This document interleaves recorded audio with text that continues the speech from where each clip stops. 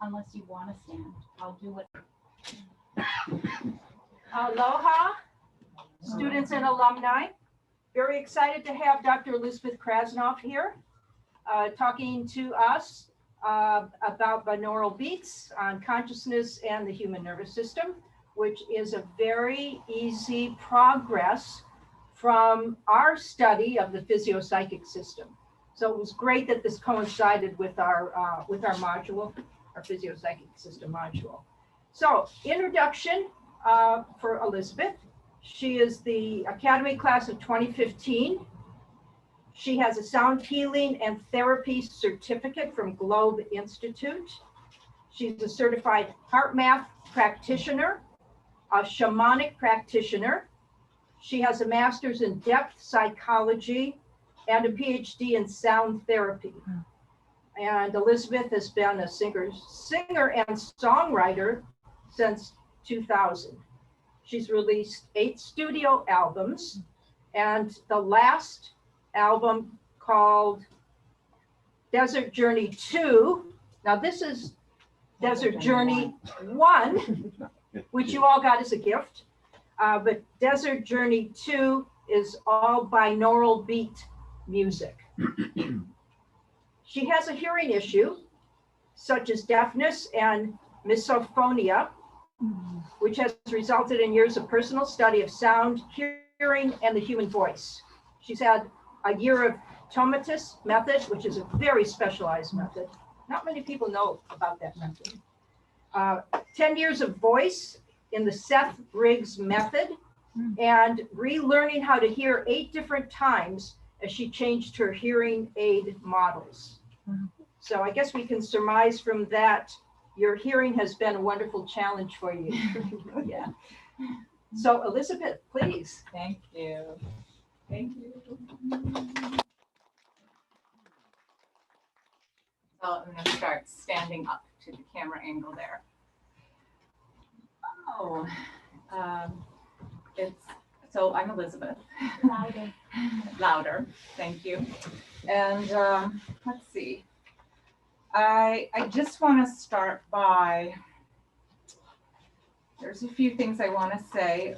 The first thing I want to say is thank you to Dr. Francesca McCartney. Oh, she forgot something. Okay. I'm going to give the floor back to Dr. Francesca McCartney. Thank you, Dr. Krasnoff. I want to give you the script for the evening. Elizabeth is going to spend about 50 minutes on her PowerPoint, and I believe you all have hopefully printed out the PowerPoint pieces. We will then take a 10-minute break and then come back, and the rest of the class will be you asking Elizabeth questions that have come up from her PowerPoint presentation. I strongly encourage you, both Zoom students and the students here, that you write down questions for her. She won't be taking questions while she's doing the presentation. All the questions will be after the break. Thank you. You're welcome. Thank you. Thank you to Francesca and the Academy. This is a bit of homecoming to finish my work and get to come back here and share it with all of you. Many of your faces I already know, and some of you I have traveled the long road with. We're all in the same class. And so thank you for your very warm welcome. The energy in this room is very open and inquiring, and it's really wonderful to share this 5-year project with such deserving, inquiring minds and spirits. So it's 50 minutes, and I think, as Francesca said, it's better to just listen through and absorb it all, and everything will come up for you. Make notes, and then we'll come back and go through it all. Try to make your notes on the slide where you had the question or the thought or the idea, and I'll start from the beginning and cue it up, and then we can go back to this specific place. So we'll do it sequentially like that. So after all that work with sound and all of that injury in my hearing system, which I didn't know until I was 19 that I was half deaf. And so it was a long time of some alienation, some isolation. I actually dedicated my dissertation to Helen Keller, who really embodied coming out of personal alienation and reconnecting with the self, with the community. And I just had one piece, which was deafness. And I think we all have something that this is a metaphor for. And I think that for most of us, music can reach that place in us and reconnect us back to ourselves and to each other. So we're going to learn tonight what I was curious about, which is why does that work? But how does that work? How is it that I can listen to sound and I'm drawn back in and out? How are we all together? The theory is that, well, evolutionarily speaking, that music is what bonds us, they say. That's why it's part of all our rituals. That's why it's part of all our coming together, our large gatherings. It is a way of bonding and connecting us. And so I went back and said, well, I'm specifically interested in binaural beats. Next slide. And what is the science? What is going to tell us about this? Why do they work so well? I started this company to help treat people using intuition and sound and binaural beats and biofeedback. And I asked some really important questions. Next slide, please. About how I could understand what was happening in my session room. Hello. There we go. Oh, it's working again. My clicker is working again. So the title of this work is Effects of Auditory Binaural Beats on Consciousness and the Human Nervous System. And it's a transdisciplinary review in 3 parts. We'll start with an introduction, and then we will look at the methodology that I used here, which is a transdisciplinary review. And then we'll look at the conclusions and future recommendations for the field. And then in this case, we're going to tie in the PPS system. We have some wiring issues, which is what happens when you work with the PPS system. It's funny, of all the modules, I really felt an affinity for the PPS system. I wonder, when you hear that, does you have an affinity for it? Yes. Does anybody here have an affinity for this module? Okay, cool. Yeah. There are some that will really resonate with you. We're going to really look at what resonance means today, and some that won't. And then you'll find 5 years later, you'll hear giving a presentation about one of them. You don't know which one it is yet. So are we good? Yeah. Okay, great. So No, punchline. Okay, so the introduction. We're going to look at the purpose of this study, the context of binaural beats and how they fit into the world of sound, and some definitions so we're all on the same page. Next slide. The purpose of this research project was to provide an overview of binaural beats, especially for professionals working with sound for healing. But this information is for everybody. We're going to summarize the progress of binaural beats in the disciplines of health, neuroscience, and psychology, review 26 studies for 18 experimental conditions, and make recommendations for future research, right? And I'm sure you've all noticed how Francesca teaches. There is data and science and many fields of research and discipline all tied together Well, I really took that to heart, and I said that's how I want to learn about things too. All ways of knowing are valuable. And so this is the result of that. Binaural beats. So this is our mascot. I call them BB. And BB is wearing headphones because you have to wear headphones to hear binaural beats. And BB shows us that there's two different sounds coming in and creating a field of a sound. That's what's happening in your brain. So Dr. Gerald Oster is the most recent scholar who in 1973 published the seminal work on binaural beats. And what he showed us is that they exist. It was still something to believe that they existed. Actually, we couldn't prove they existed until we had stereo headphones. That was the first time that they could definitively prove. And he showed us how we can make them and how they're processed differently in the brain. So the way you make a binaural beat is you detune a frequency by a small amount. So if you take 250 hertz, that's a frequency, that's almost C, that's almost the note C. And you detune it slightly and put, let's say 250 hertz in this ear and 253 hertz in that ear. That creates a wavelength of 3 hertz that your brain has to figure out what to do with. And in the process of regulating the two hemispheres, the two different auditory hemispheres, it creates the effects of a 3 hertz wave in your brain, okay? And we're gonna understand as much as we can about how that happens today. I want to say 3 other things that Oster taught us about binaural beats. The first is that binaural hearing is how we locate sound. So when you need to locate an object on the horizon, you first get these signals separately in your ears. The wavelengths are slightly off center, okay? And the next thing that happens is you turn your head towards the sound. That's binaural hearing.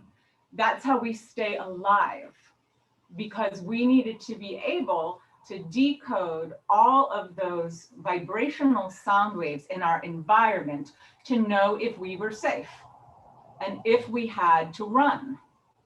The first part of your brain that triggers when you hear something binaurally is your motor cortex, so that you're able to mount a response if you need to. So binaural beats is a way to study that part of the auditory brain that is just given. It's in each one of you. Remember, hearing is the first thing that we get in utero. It's the very first sense that we have. Secondly, he taught us that binaural beats, that can be enhanced by noise. It's called the cocktail party effect. And it helps us learn about our skill to sort sound out of a noisy background. Like when you're in a restaurant, that's your binaural hearing that's helping you.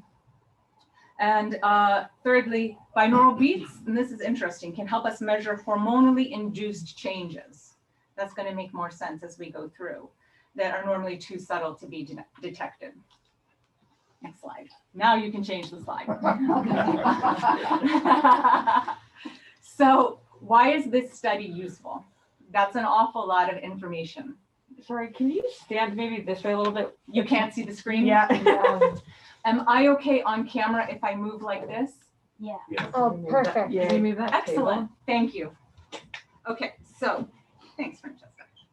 Yeah. So, Yeah, I'll do it. thank you. Why is this study useful? Why should we care? So, I mean, we've all noticed this is a time of pretty punishing stress. It's very fractured, it's very high tempo. And my question that I ask is, how do we find healthy rhythms in this very high tempo fractured pace? How do you locate those rhythms? And so what we need in general are inexpensive, non-invasive, easily accessible stress reduction techniques. And this is one of them. the interest is very clear. If you went on YouTube music right now, if you Googled it, you would get 12,900,000 hits if you Googled binaural beats. So the market has spoken. This is a very interesting tool right now. Next slide. So in order to assess the effect potential of binaural beats, we're going to ask these two questions. Can we predict their effect on neural brain rhythms? And two, can we predict their influence on the autonomic nervous system, the ANS?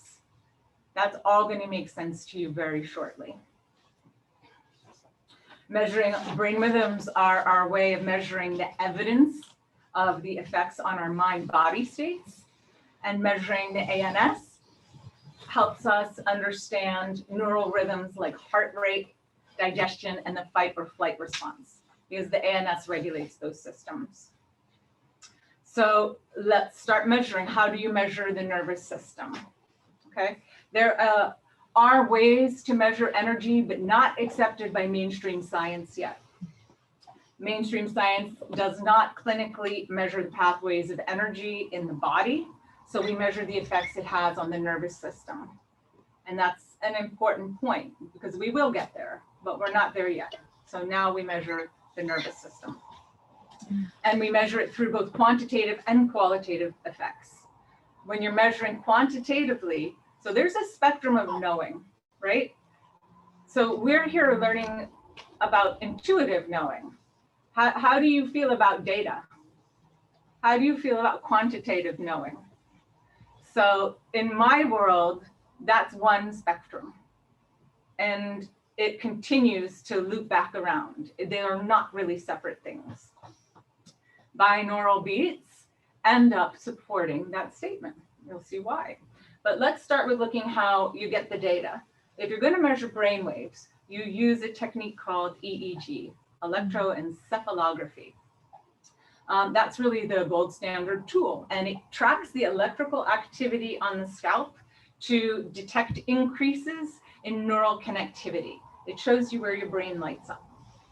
Okay, so there's many other ways. We're just going to highlight that one tool. But the second tool there that I'm highlighting today, the multi-layer perceptron networks, it's fascinating. It's an artificial neural network.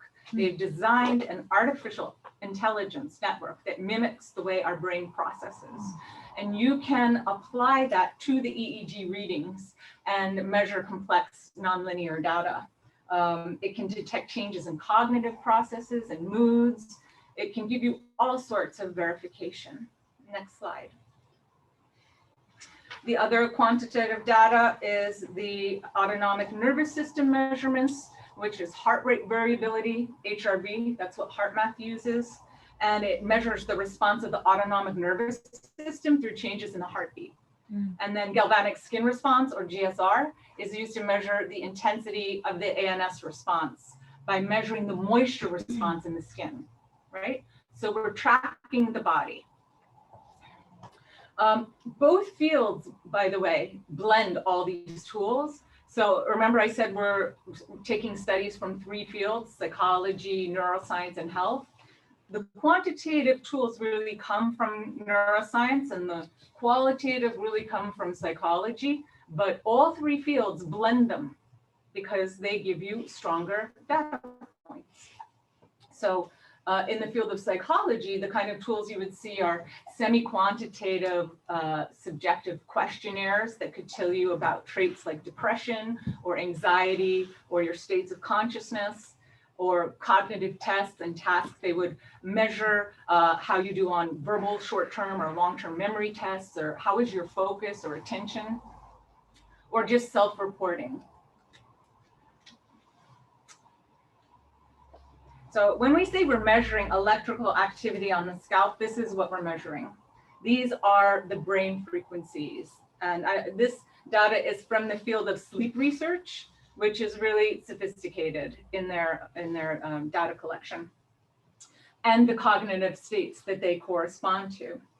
Our brain generates these frequencies naturally, and we are mimicking them with the binaural beats. Remember I said there's a difference tone, that 3 hertz in the middle? 250 and 253, that 3 hertz is right here. That's delta. So that would give you a slow wave. And then if you made 250 hertz and 280 hertz, you had 30 hertz, that would be gamma up here. That's a fast wave. So these are sound waves. Sound are it's mechanical waves, right? You can't really compare this to light waves. Like violet light is something like 7 times 10 to the 14. There are millions and billions of wavelengths per second. And your brain is at 3 wavelengths per second. Right? Okay, just to give you an idea of the scope.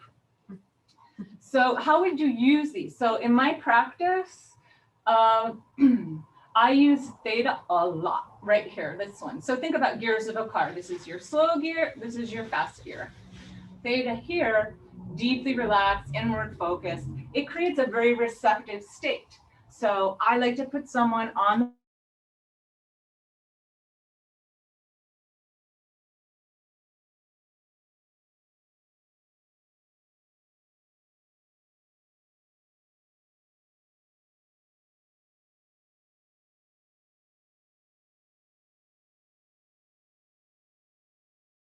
using theta for my nap in the middle of the day. I've had chronic illness. This is excellent. You've had chronic illness and chronic fatigue.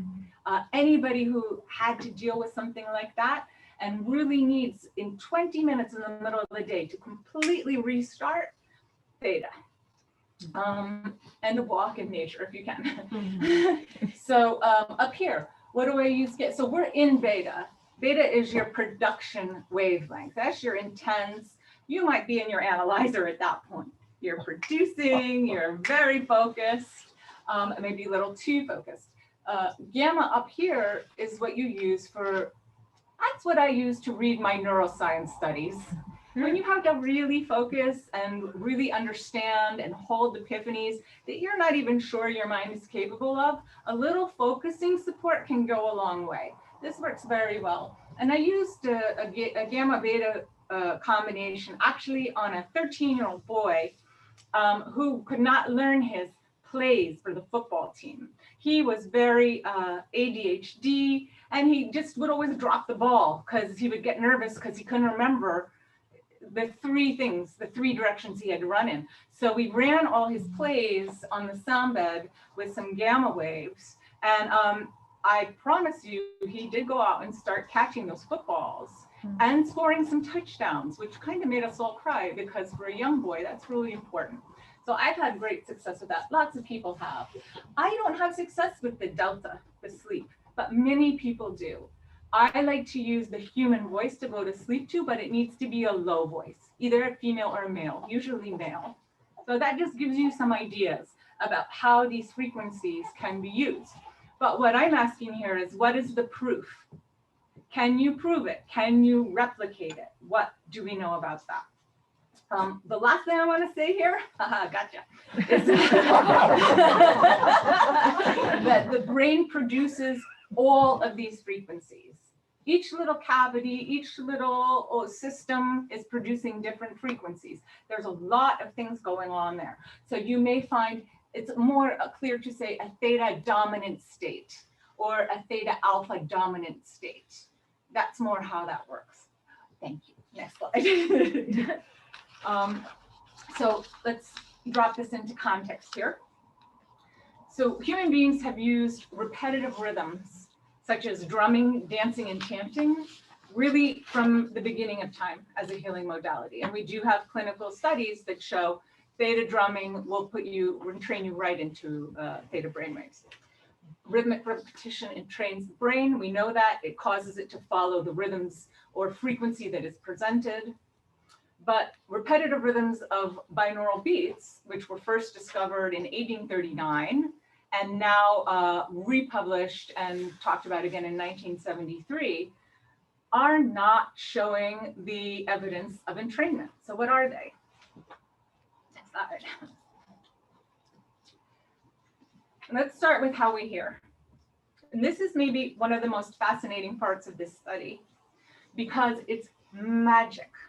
There is an invisible sea of waves all around you all the time in your environment. You're decoding it.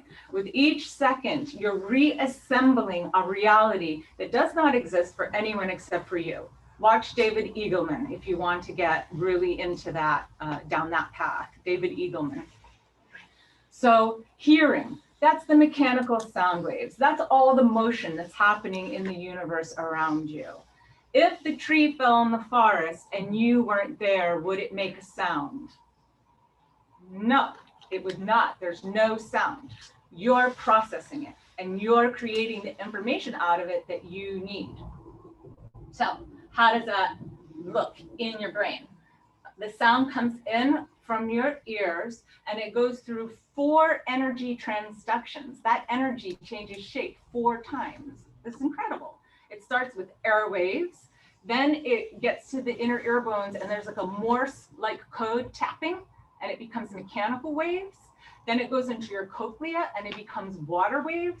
And then it goes, see where it's blue? It starts to connect into your nervous system and then it becomes neural electrical waves.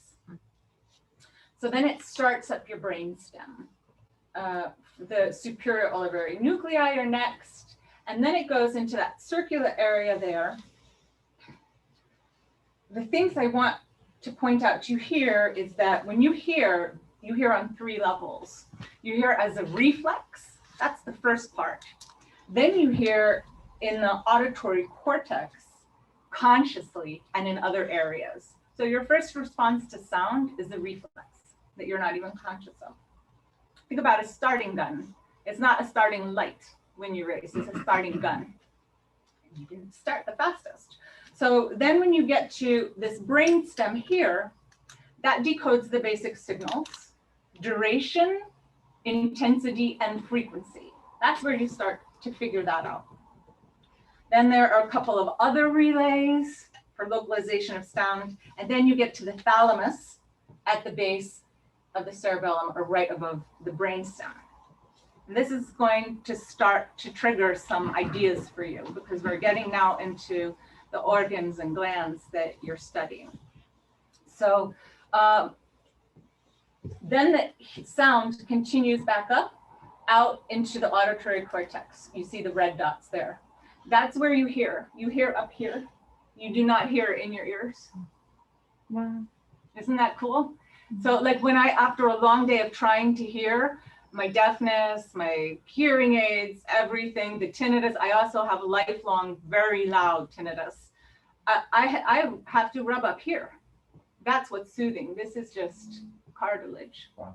Yeah, my compatriot. So binaural beats, we don't know how they're processed. It's a mystery. We know that they come in and they go up to the superior olivary nuclei. We know that they get to the green dots, okay? And then we know that they end up at the red dots, at the auditory cortex. What happens in the middle? We have a theory. Next slide, please. So this theory was put forward by F. Holmes Atwater. He was the director of Monroe Institute for a long time, and he is still the leading researcher in the field and the proponent of this theory, which I also support, and you'll see why.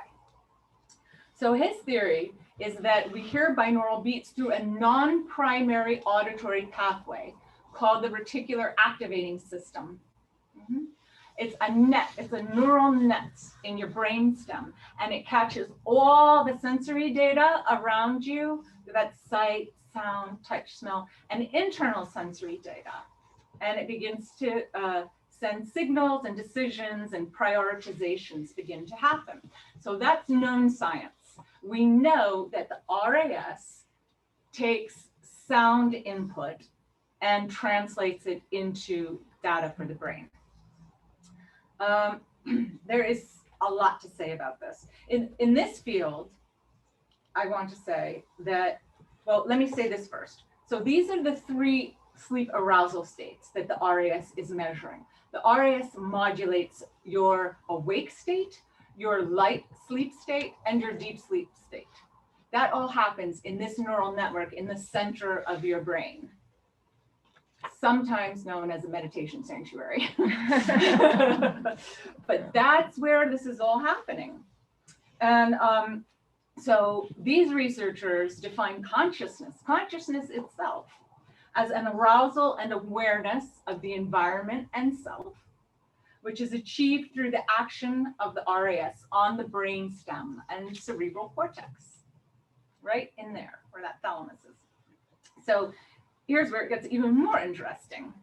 The RAS regulates the hypothalamus. The hypothalamus regulates the ANS. You can actually change to the next slide. You'll see why. The hypothalamus governs the SCN, that's the suprachiasmatic nuclei. The SCN are known to be the place where visual entrainment occurs. So that has been documented. Visual entrainment to light, that's a real thing.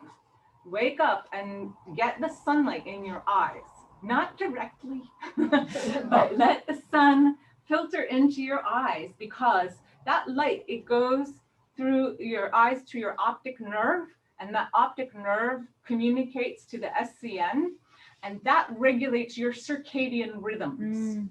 That gives you a nice, even 24-hour day-night cycle. That's where all these things are happening. Look at what the hypothalamus governs. Look at all these systems. Look at what the ANS governs. Okay, and our job here is going to say, do these studies show that binaural beats affect any of these systems? These are all neural systems. Your nervous system is a rhythm. These systems are rhythms. You're rhythmic. You're a gorgeous orchestra.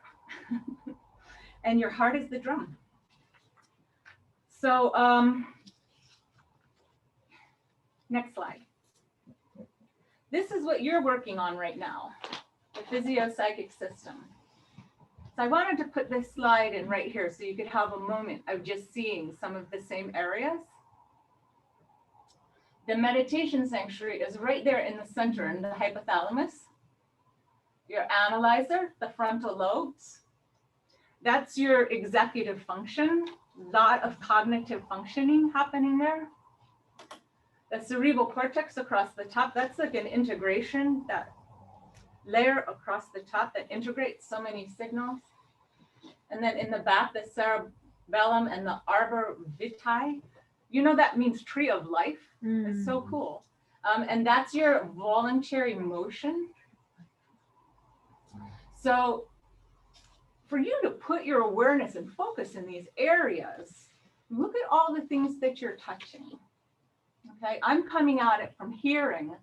The auditory brain is one small piece of what's happening in here, one small piece. Okay, so we'll come back to this, but I just wanted to give it to you visually now.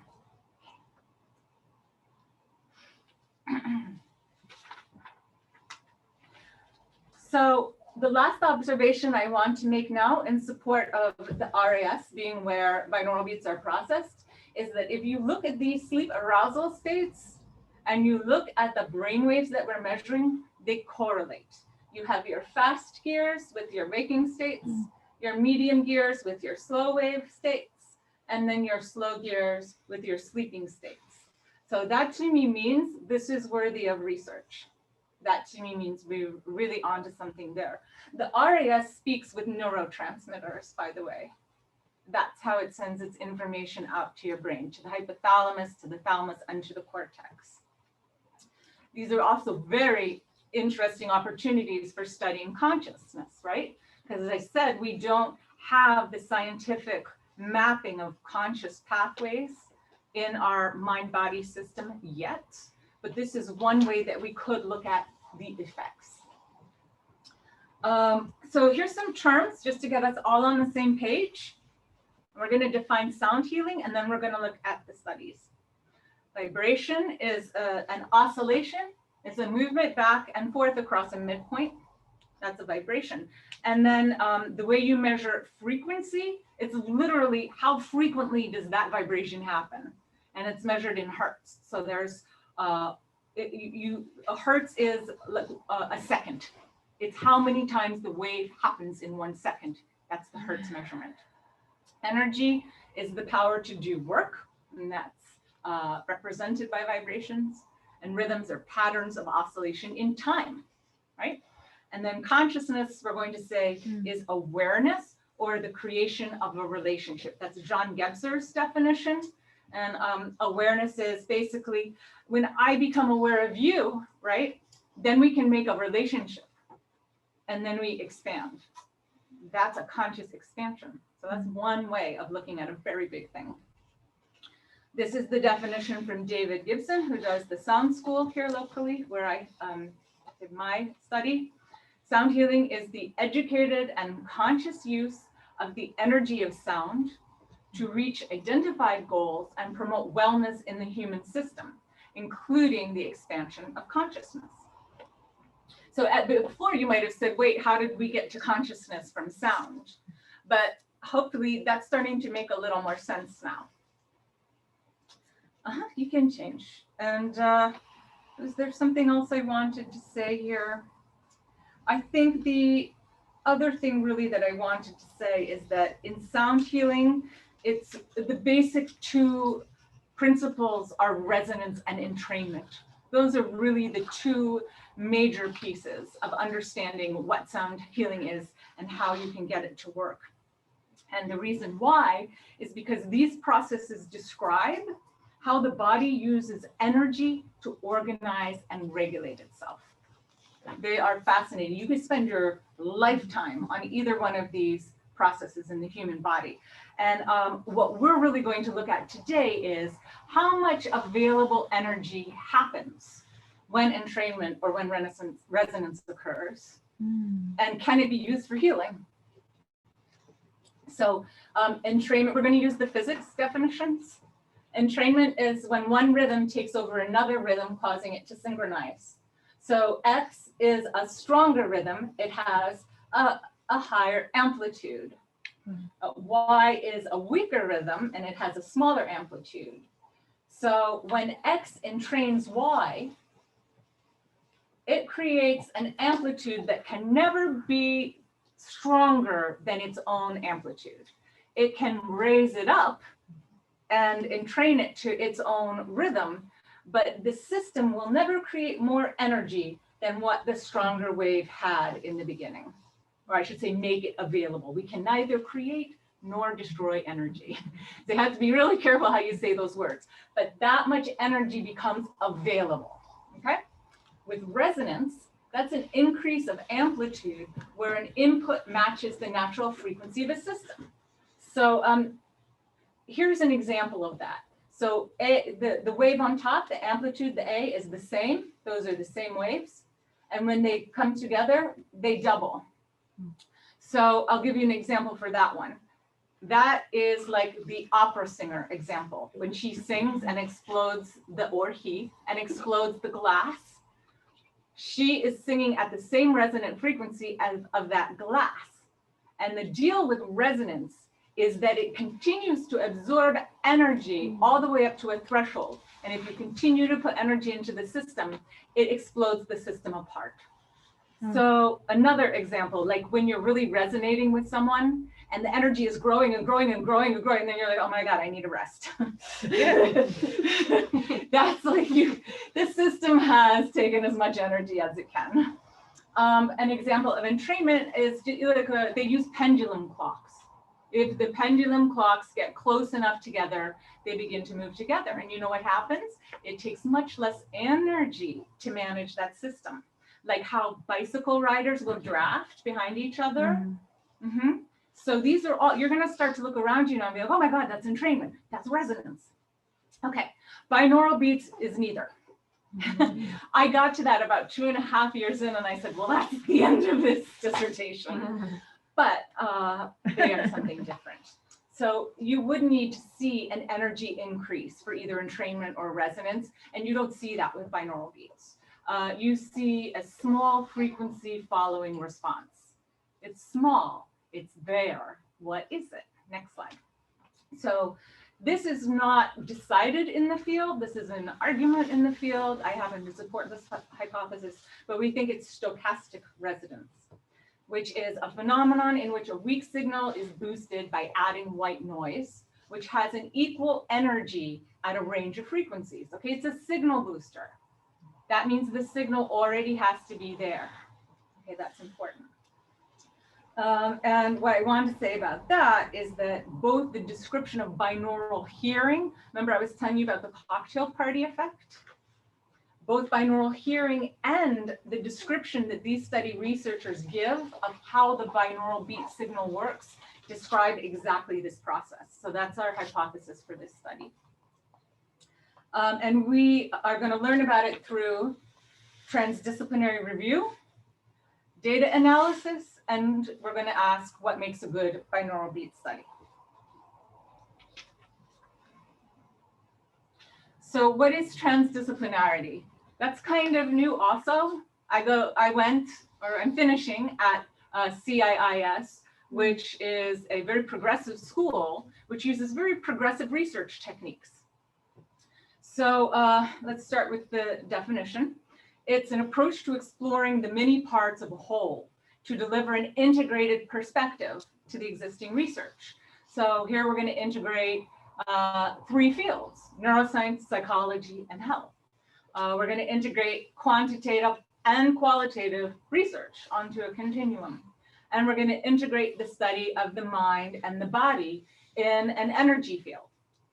So I can give you an example of what this is like. Interdisciplinary, more people know about interdisciplinary methodology probably, right? Do you guys know? It's when you have two fields. It's that you want to put dentistry and psychology together, or you want to put health and the environment together, and you want to collaborate to expand your knowledge base. Transdisciplinarity is based around an inquiry question that you have. You have one question, and then you go every single place that you need to fully answer your question. So it's really a methodology for this time, for the time of quantum knowing, quantum science, quantum philosophy, understanding that possibilities are really limitless. And so if you're going to understand and try to understand these large complex things, you need a large complex way of looking at things. So I think that will probably make sense to everybody in this room. I don't think you could study energy without having that kind of a orientation to knowledge.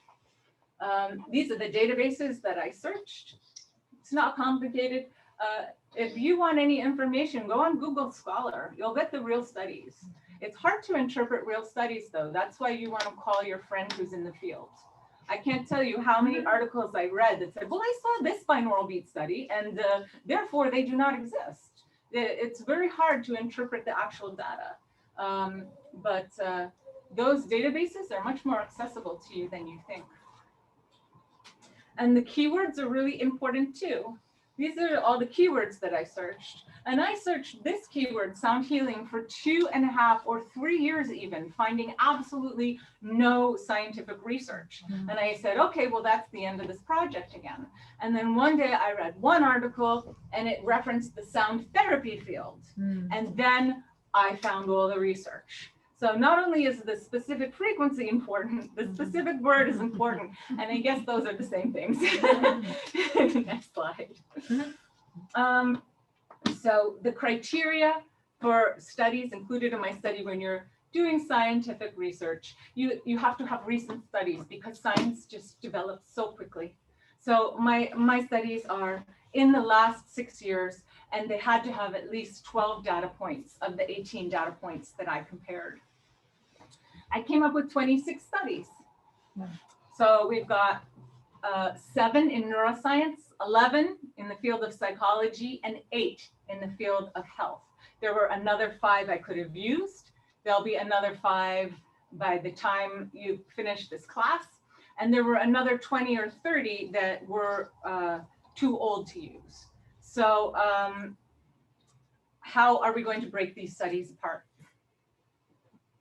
The data analysis will include voting. That's asking yes or no questions. Sorting, looking at all the different numbers and how they relate to each other. Comparison, looking at, again, how different data with different recognized markers of success holds up to other data, and emerging patterns, seeing from your unique vantage point what pops out. So we've got our studies, we've got our data points. I'm going to highlight 6 of those points here for you today. We're going to look at the study outcomes, the methods of measurement, the brain frequencies and cognitive states, the duration of the treatment, inter-individual differences, which is pretty fascinating, and the relaxation process, which you will also find very intriguing. Those are all of them, the 18 data points. So you can see why it needs a complex way of approaching data and complex tools, which is why I'm so excited about the artificial intelligence neural networks. These are a lot of variables, and to have a successful study, you have to have as few variables as possible. How does that work? It means we're in another era. There's a new paradigm. Each of these data points could potentially make or break the study. And let's start with the first one, the study outcomes. 20 of them showed effect. All of these study authors were able to construct a study that, without a doubt, showed that binaural beats created the desired effect. 6 did not, and everybody is much more interested in why they did not. And that's fair. We will, at the end of this analysis, come back and look at why not. So this is just a quick look at an excerpt from the table. This is 12 of the data points, and 6 other were summarized in paragraph form. But I just wanted to give you an idea of how complex these studies are. So we're going to go through one of them. I picked a Jira Kitchayakorn and Wansawat study, J and W. I have 2 of their studies. They construct really intelligent studies, and they get results, repeatable results. So we're going to follow the orange across the top row, and then left to right across the bottom row. So they are studying the delta brainwave in 3 hertz. That's important. You have to report that, right? Delta is 0.5 up to 4. So each of those frequencies may do different things. So you have to compare apples to apples. The carrier frequency, that's a whole other issue. What frequency is carrying that binaural beat for you? They use 250 hertz, right? So that would look like 250 hertz and 253 hertz. So now the brain is processing 3 hertz. What happens? They used 1 repetition for 5 hours because it's a sleep study, so you have it throughout the night. And they used a volume decibel level of 60. There were 24 participants, 11 of whom were female, 13 of whom were male. All of this is significant. And the mean age is 24.12. So interestingly, actually, binaural beat hearing does not decline with age, like regular hearing. We were talking about that earlier. You could lose your hearing and still hear binaural beats. There's a difference between what you perceive and what you receive. That's pretty cool. It's kind of magic. The study finding, it supported sleep. And that was a finding that was a physical finding of the body. I separated it into whether it was a body or a mind investigation. And then the tools that they used. So they blended. They used the EEG, that's tracking the brain. They used the EOG, that's tracking electrical activity in your eyes. The EMG, that's tracking muscular electrical activity. And then the BRUMS is a mood test, a mood questionnaire. So that way you can track, oh, that's interesting. So we're finding these delta brainwaves is the emotional state that they are self-reporting matching what we're seeing in the brain, right? It's another level of checking your research. Yeah, that's it. So here's another marker, brainwave frequencies. So in these studies, you can see the most people studied theta, which makes sense to me. It's for meditation, it's for trance. We're really into trance in our society right now. We're really into brain control right now. I think that's part of why this is a popular technology. But the thing that I want to point out to you is that the multi-layered frequencies down here, that's actually what is known to be the most effective. So in the world, in the marketplace, in the companies that actually research and produce binaural beats and sell them, and in the lead researchers, they've all noticed that frequencies that are multiples give you the highest effect potential. That hasn't reached the research scene yet. So what that means is we're not really getting near to the effect potential. The tools used in this study. So this is going to be the same point. But what I want you to see is that 9 studies were studying neural brain waves, 3 the ANS, 2 studied both of them, and 12 studied other things, tasks or questionnaires or muscles or something. So what I'm showing you here is that we are not comparing apples to apples. Everybody's using a different tool to measure. And within the same tools, like with the EEG analysis, people are analyzing those numbers differently and coming up with different reports. So when you're looking at data, you want to be really sure you're comparing apples with apples. That's not happening here. Another consideration, duration.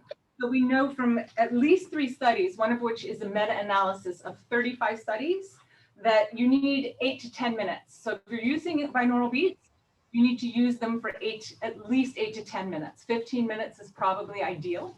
But what I want you to see here is, look, how many, I counted it here. 9 of the studies fall on or beneath the 8-minute duration treatment. So you have this big study published, everybody writes an article about it. These neuroscientists showed that binaural beats don't work. And then you go and you read in the study, and they have given the participants binaural beats for 3 minutes. You're like,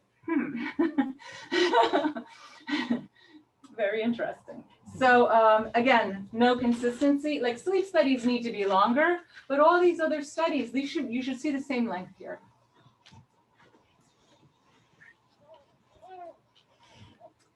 So let's see what comes next. Other way. Relaxation protocol used. So binaural beats, remember what they said? They boost a frequency that already exists.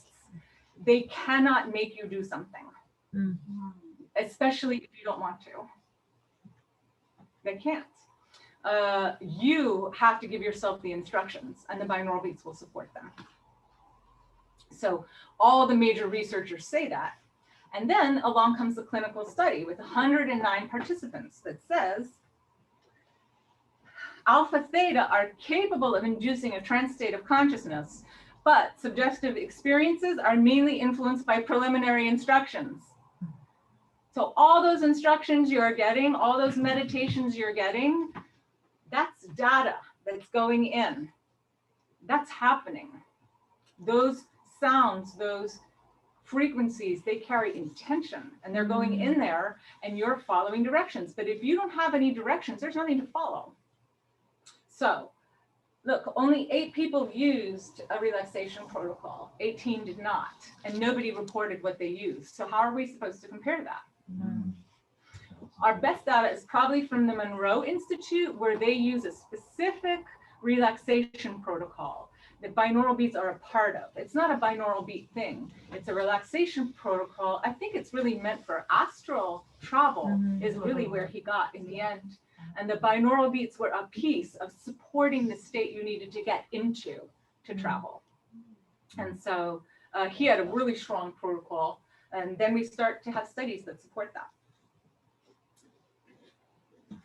So always give yourself instructions. Conclusion, study outcomes. Why are there studies with no results? Do the marketing claims have any basis? I want to share with you 3 emergent themes that I think are really special. And I want to share with you my recommendations for future research. So now we return to those 6 studies. and comparing them to the broader field, we can kind of see how they could be refined to get better answers. First of all, it's important to know your parameters. So every study is helpful, no matter what you get from it. But in these ones, you can see, as you look through the data, there are factors of insufficient time exposure, incorrect brain frequency selected for the task, like someone picked theta to do a focusing task. That's not going to work. Incorrect task selected, trying to get binaural beats to do something that they can't do. They can't heal nerve damage. Inter-individual differences not accounted for. We're going to come back to that one. Small sample sets. We're going to come back to that one. And potentially incorrect audio preparation. One study, the participants complained that the binaural beats were unpleasant to listen to. It doesn't make any sense. Oster measured the decibel level of a binaural beat. He said, was it 3 decibels about the sound of a whisper? That shouldn't be unpleasant to listen to. And it's much more effective when you embed it in pink noise. That's what the data shows. So I don't know here's another issue. This is not regulated, which is why, and I'll get to that part too, I don't listen to the binaural beats off of YouTube or apps. I go through the research-based companies and I will list them for you here. But there's no regulation to tell you that you have a good product. So this is where I want to talk about the last major marker, which is inter-individual differences. And this has very large implications because one study in particular, what they showed was that the style that you process data with, it could be a frontal style, it could be an anterior style, that tells us whether you're an introverted or an extroverted person. They studied this with eye blink rates. And if you're an introverted person, you are much more likely to be affected by binaural beats than if you're an extroverted person. So how do you know of your sample set if you only have 12 people and your binaural beats aren't working? In another study, that did not work, migraines, women, 20, 50-year-old women. So here's another problem with that. Women respond to binaural beats differently at each point in our cycle. It responds to hormones. It's a way of measuring hormones. It's a very refined way of measuring hormonal cycles. So if you have 20 women, all at the same age, you have no inter-individual differences in your study. And you may have picked a carrier frequency that doesn't work for women in their 50s. So we know that different carrier frequencies do different things. So remember that about yourselves. I'm talking about one piece here, which is binaural beats and hearing. Everybody has a unique brain print, like a thumbprint. And what works for you is what works for you. That's what we learned there. So next slide. It's nice to actually see the science that supports that, right? We all say that. We're all as individual as a snowflake. But you can actually, if you take the hard data, you can actually see it, which I love. I love when things resolve. So we're going to check back in with the healing claims now. And they are backed by our clinical studies. They do affect our brain states and our ANS. We saw that in 20 of our studies. And actually in the studies that didn't have findings, interestingly, those were some of the strongest supporters that documented cross-frequency activity or brain hemisphere synchronization. They do enhance our conscious awareness and our meditation. We have 3 studies that showed that. They synchronize our brain hemispheres. I was just mentioning that. We have 3 studies. And they do affect our well-being in the following areas. So remember, we looked at that slide of the neural rhythms of things that were affected by the hypothalamus and the ANS. This is what binaural beats clinically are shown to affect. Your sleep cycles, that's a rhythm. Your anxiety, emotions are a rhythm. Stress, your cognitive brain functions, attention, cognition up there. Memory, your nervous system, trance and meditation, and analgesic. It can change your pain perceptions. Participants required less pain medicine. Dentists love to test that. That's it. I think the dental offices are the best place for binaural beats. All your freaked out clients.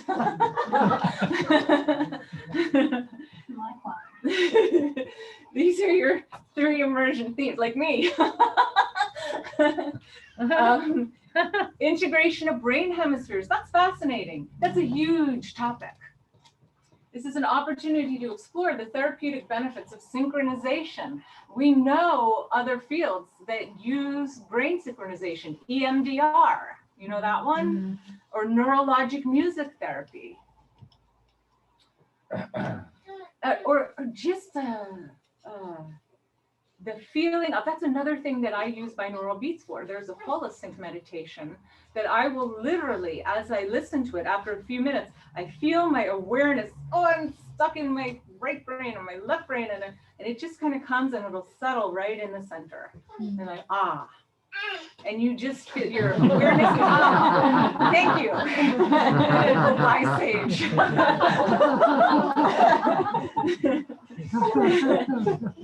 I need you up here. So brainwaves are a field effect. This is an opportunity to study energy fields in the brain and neural consciousness in many ways, especially with maybe artificial intelligence. So we know, we say here in the energy community, in the community of vibrational medicine, yeah, we're a field. And they're like, well, what does that mean? And they can't trace it, right? We're getting there. So you have to take it from each point. You could take it from a visual perspective, you could take it from an auditory, from a purely energetic. And 3, binaural beats are perhaps a stochastic resonance technology, another opportunity to expand the horizon of vibrational medicine, another huge topic. So the 4 things that this field really needs is to standardize its experimental protocols, to create a proper environmental protocol, right? An understanding of natural fluctuations, circadian, that's larger than 24 hours, ultradian, that's within a 24-hour cycle. To understand those, to understand inter-individual differences, and to create multi-layer binaural beat rhythms that actually mimic the brain waves that the brain produces in desired states. These were my 10 favorite study suggestions. If you wanted to go further with this, you could separate the effects of rhythm from the effects of hemispheric synchronization. Those are not the same thing. If you look with the magnifying glass, determine if they are processed in the RAS, right? So you would be studying consciousness in there. Determine if stochastic resonance is present.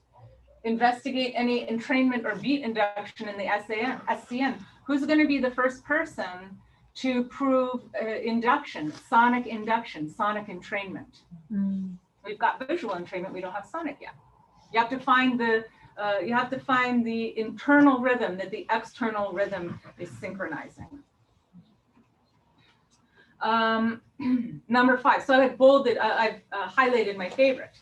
I'd love to do this one. Design and test a binaural beat prescriptive evaluation, accounting for individual differences and offering protocols. So that means I want a diagnostic to be able to learn your brain print so that I could give you something that was actually helpful to you. Identify which carrier frequencies are helpful. We talked about that. Identify real multi-layer brainwave patterns and design binaural beats and test the conditions they help. So I make binaural beats for my music. Francesca handed out my first CD, which does not have binaural beats on it. I started a second CD. That was the song that was playing today, and it's on my website.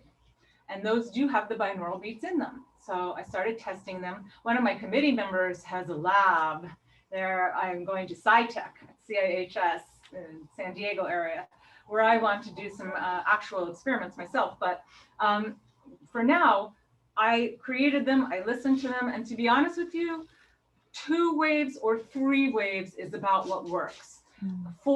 Too confusing, too many signals.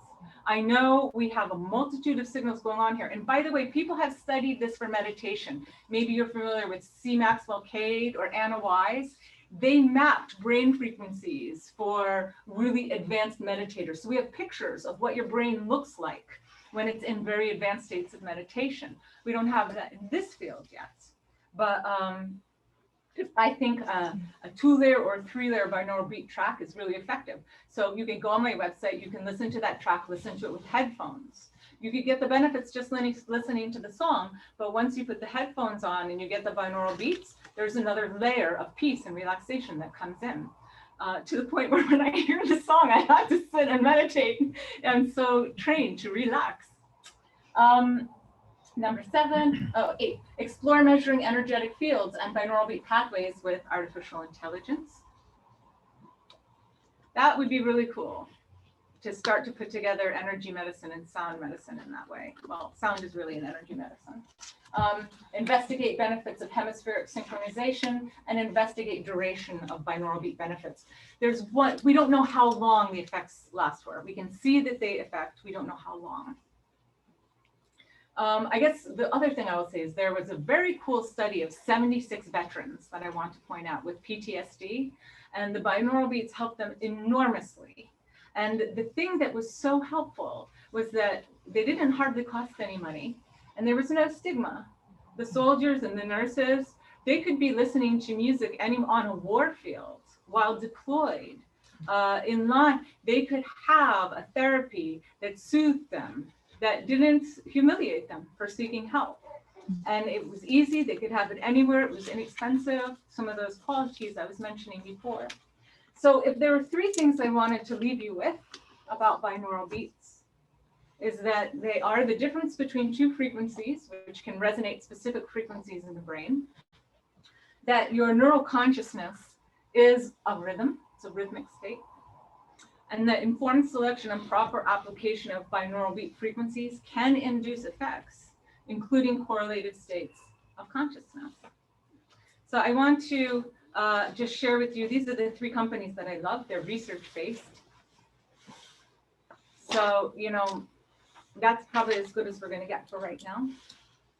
Holosync, that was Bill Harris's company. He passed recently. He was a heavy researcher. I've read his research. HemiSync, that was the Monroe Institute's binaural beats. It's now been sold. It's an independent company. And iawake.com, it's a couple, Pam Dupuy.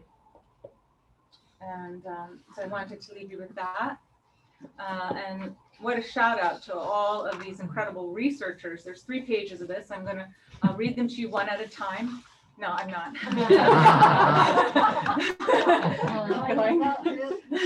And I just want to say a huge thank you to Dr. Francesca McCartney, the Academy of Intuition team.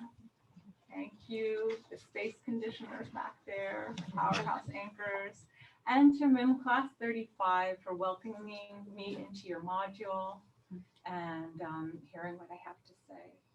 So thank you, everyone.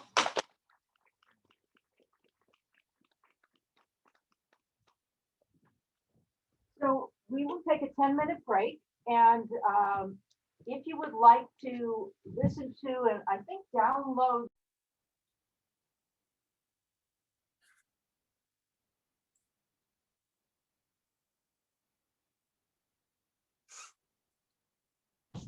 I'm just going to start down the numbers, and when we get to the first slide where there's questions, raise your hand. So probably no questions in the beginning. The 3rd, the 4th, the 5th, 6th, 7, 8, 9, 10, 11, 12, 13, 14. I think they just have questions. I think so. I think that's the end of that idea. Give me your questions. There's questions online. Do you prefer live before online, or do you have a not preference? We'll start with the online questions. Great. So, Deborah, if you can turn your video on, thank you, and unmute, please. Hi, I have a question. I heard you mention tinnitus or tinnitus, however you pronounce it. Do you feel like this is something that could be a potential way to heal it? I have it as well. So it seems like an interesting thing that could potentially balance sound, could be can somehow heal it through balancing the brain or however you. It's a great question, and it's actually one of the studies that failed. I wish it helped. I did a little bit of research on that, and the main known knowledge for tinnitus is nerve damage. And so this would not be an application. The reason why the study authors tried is because there are sounds that are known to make tinnitus better. So they thought, well, maybe the binaural beat sounds could do that too. The only techniques that I know of that have had success are like, even right here at UCSF, they isolate the frequency that your tinnitus is at, and they send that frequency into your auditory brain. Wow. And I heard that clears up tinnitus nicely, but I have not personally tried it. But if you Google UCSF tinnitus treatment, it should come up pretty readily. Okay, thank you. Tamara.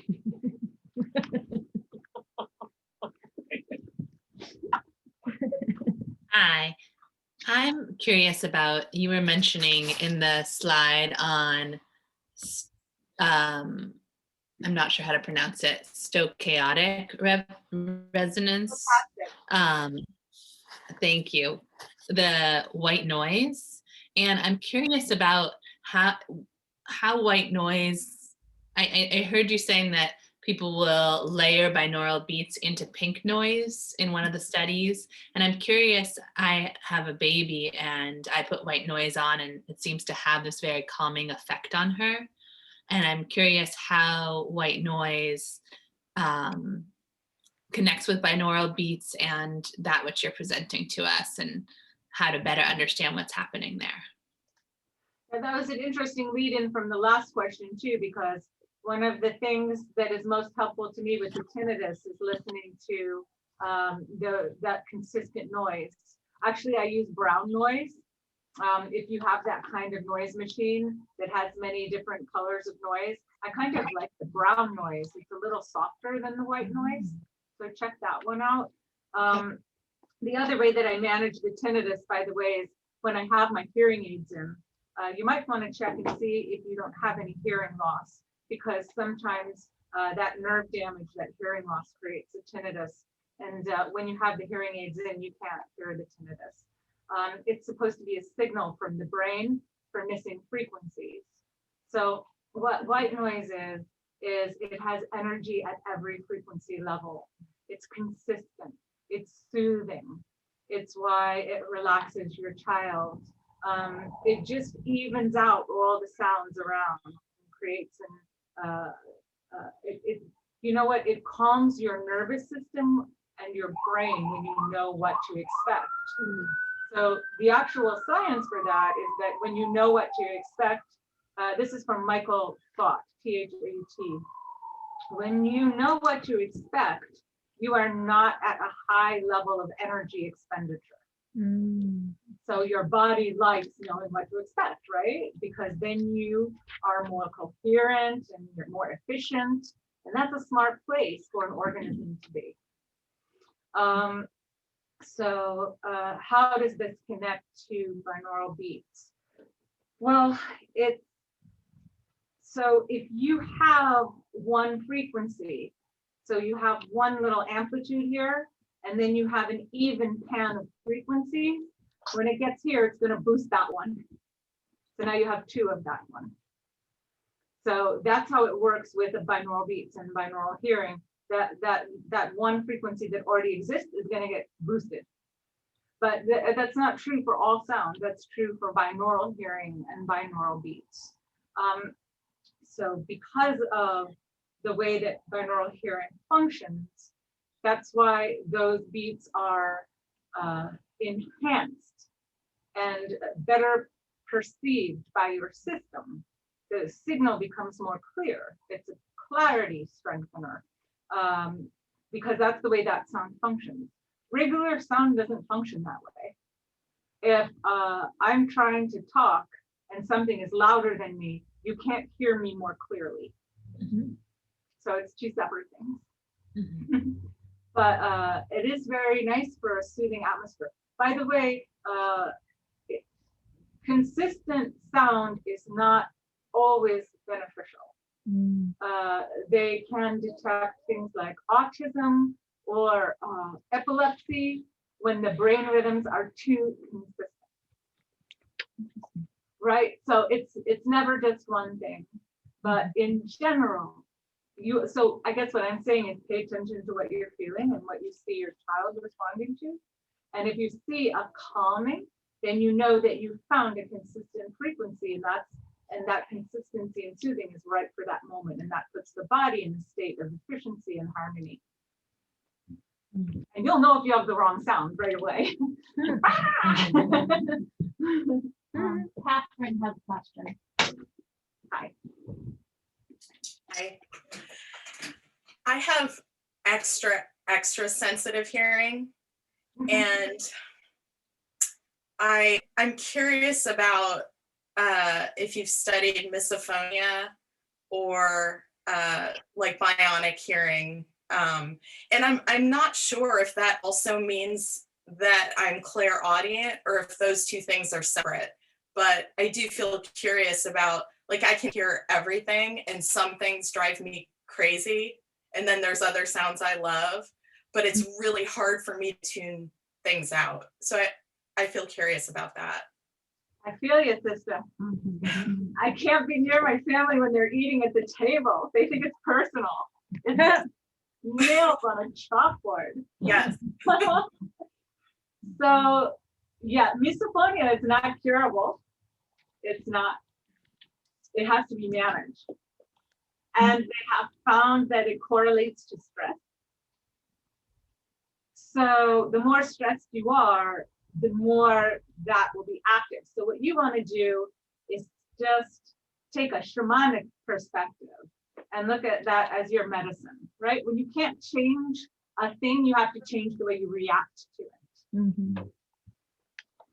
So there's a couple more things to say there. Where do I want to start? So for everybody else who's listening, misophonia is when particular sounds drive you into a rage.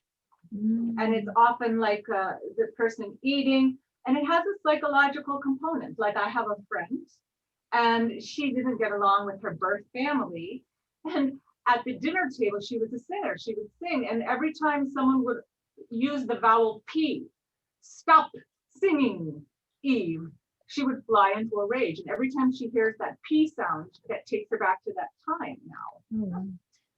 So what you want to do, first of all, I want to say that I never really felt worthy of singing or studying sound or anything because I was deaf and had all these hearing aid issues.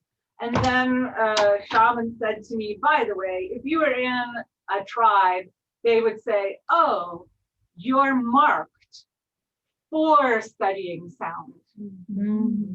So it's a way of interpreting your weaknesses as the beacon light of what draws you towards your path in your learning. So if you are very sensitive to sound and you're having stresses that bring on sound rage, you have found your areas of study. And so you want to focus on stress relief when those sounds are really bad. And that will take you in a whole other direction, and you won't actually be thinking about the sound anymore. You'll be on your path exploring things. And the other trick that you can use with sound is you want to mimic the sound. If there's a really annoying sound there, you make that sound. And you make it loud enough that you drown out the other sound. That actually is how they engineer electrical systems. they can use frequencies, they use resonance to find the frequencies that don't operate and then drown them out. That's actually a physics thing. But I learned it also in my sound healing school, and I thought it was ridiculous. But it really helps at the dinner table when you can't get up. You have to hum something, and you can also make sure you have your background music playing, music that your family likes, and just sort of you can kind of retreat behind that and the sounds you're making, and then meanwhile do your other work around your stress. And clearly, I would suspect that you had some clear audience going on if you had so much sensitivity. So that would be fun to explore. Noise cancellation is the term that's used. Thank you. Yeah, the cancel. Noise cancellation. And could you address for this question the clairaudient thing by looking at slide number 14? Okay.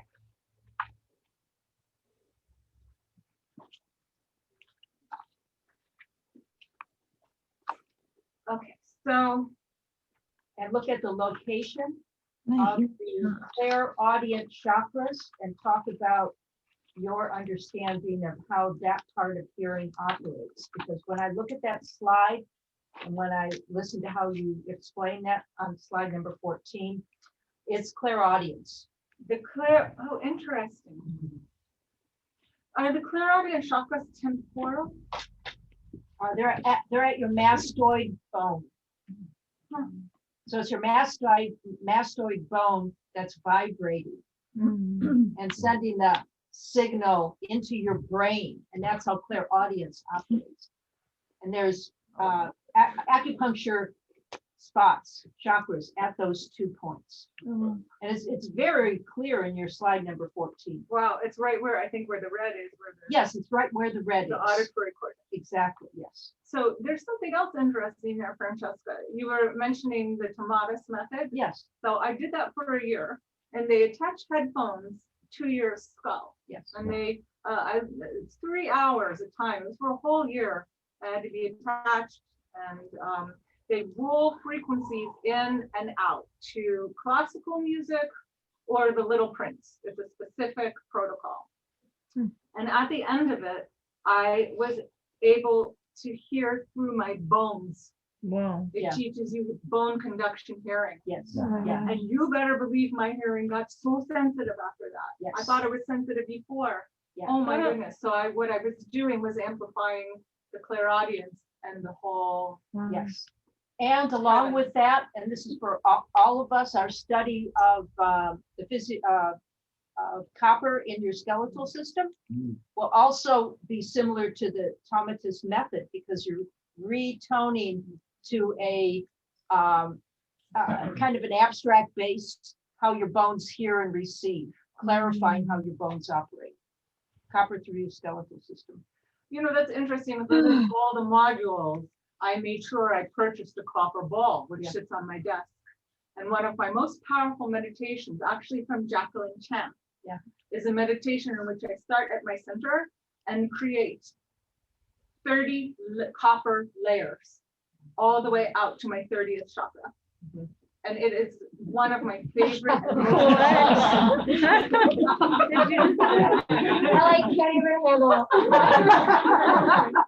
Very So- powerful. That's a process of refining bone conduction. Wow. That's very nice. Thank you. That's a great- Love it. So we have question from Fayed. Actually, he's got a couple of questions. So the first one here, he says, what are the not yet mainstream tools for measuring energy that you mentioned in the context of the questions in slide 8? Your voice is so soft behind your mask. Okay, that means I'll do Yeah, him ask, what are the not yet mainstream tools for measuring energy that you mentioned in the context of the questions in slide 8? Okay, so I don't know, Francesca could answer this question probably better than me. I know that we're very close with Kirlian photography. That's a method of measuring your aura, and there's right there some Kirlian images on the wall. That is probably the closest that we've gotten in terms of what you're asking about. But there are other ways of measuring that we use all the time that we don't think about. So I'm thinking of, for example, an MRI. That's a resonance technology. Heart rate variability. That is a resonance technology. Ultrasound. That is a sonic technology. We can break things up. You can break up kidney stones. There are many people that experiment with breaking up cancer cells. So all of those technologies require measurements of energetic pathways, right? A lot of people say, well, physics is, able to measure all these waves. Why can't they just create something that looks at a tumor and does some noise cancellation with that tumor with the waves that cancel it out? And we all know there are alternative healers that do that, and there are videos of it. I know Greg Braden shows a video of one that's pretty astonishing. So that's sort of the list that I've come up with. My resource there was, what's his name? Is it Gerber? Yes. Yes. So he's got an encyclopedia of vibrational medicine techniques and what's available to us. Are there other ones that I'm missing, That's Francesca? actually the #1 source. Okay. His book, Vibrational Medicine. Vibrational Medicine, Gerber will give you a lot of great answers there. And I just highlighted a few that are out there now. Again, that golden double blind measurement eluded us thus far. It will come. And with that will come not only much more access to a multitude of healing modalities, but licensure for all of us who practice in the energy medicine field, that probably in our lifetime, I'm sure. Dr. Valerie Hunt. Okay. Yeah. Are you hearing that? Francesca has another reference for you, Dr. Valerie Hunt. Thank you for the question. Okay, he's got another question here. It says, mentioned in context of slide 40, binaural beats embedded in pink noise at 3 decibels are known to be effective, if that's what you said. So Pete, go. I think I remember what I said there. So it wasn't in relationship to the 3 hertz that the pink noise is effective. What study authors found was that binaural beats were most effective embedded in pink noise. So Dr. Oster was the first person that published that information. And then there's a very nice meta-analysis by Garcia Argabe of 35 clinical studies that also demonstrated that pink noise was the most, it created the highest effect potential for embedding binaural beats in a sound in terms of receiving effects. But I believe I identified 6 different variations. Some people used just plain binaural beats. Some people used pink noise. Some people used white noise, ocean sounds, nature sounds. Maybe there's only 5, or I'm forgetting one, but that gives you an idea of what people are experimenting with. And what the study showed was that pink noise was the highest effect, but not the only effective. So the others are all also effective. It's a question of how many layers of effectivity are you going to have? If you're doing the right thing in all of your variables, you're going to get a really big effect. But if you've got the right thing in all of your variables and you just have ocean sounds instead of pink noise, you'll still see an effect. Thank you. And also, you mentioned in the context of tinnitus that brown noise is relaxing. Do you find that binaural beats embedded in brown noise is as effective as with pink noise? I have not seen any studies that embedded binaural beats in brown noise. I find that most people don't know about brown noise. In fact, most of the people that did these studies don't know about sound. So I would tell you, right? Because they're looking at it from the brain perspective. Actually, Dr. Oster never saw this as a clinical modality. He saw it as a tool for measuring brain functions, right? So it's been over there in neuroscience. And then it's in cognitive psychology. Oh, that's interesting. There are these moods that we can alter. And then in health, it's nurses, it's Parkinson's disease, it's PTSD, it's practitioners in their field saying, oh, can binaural beats be a part of my toolkit? So it's not people in the sound field. So for example, in all of these studies, I think maybe only 6 studies gave the decibel level, the volume level of the binaural beats they were using. Wow. It didn't occur to them. Wow. So that I don't think they know about brown noise. I learned about brown noise from my sound teacher, David Gibson, who helped me deal with tinnitus, another issue that you can't change. I thought I was going to go psychotic when that tinnitus started. I haven't heard silence since I was 19. Yeah, so you learn ways to manage. By the way, you can meditate on your tinnitus. I know that sounds crazy, but if you accept that noise, you use it as an acceptance exercise. And if you meditate on it, I promise you, it just kind of dissolves out of your awareness. But I would highly recommend, I can only do that if I'm very relaxed. Again, it's stress. The stress is going to amplify. It's going to boost like a stochastic resonance signal, any layers of stress that you're experiencing. So the main thing that we want to do here is call our awareness, call our conscious awareness to all these things that we already know and are already doing, and then they become more powerful. Thank you.